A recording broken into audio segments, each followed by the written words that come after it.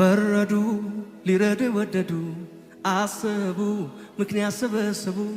ዝም አልኩ እንዳሉኝ ሆንኩ ለበጎ ነው ቢሉኝ አሜን ብዬ ቆምኩኝ አጥፍተሃል ቢሉኝ ማረኝ ማረኝ አልኩኝ ጠላት ነው ያሉኝ ለት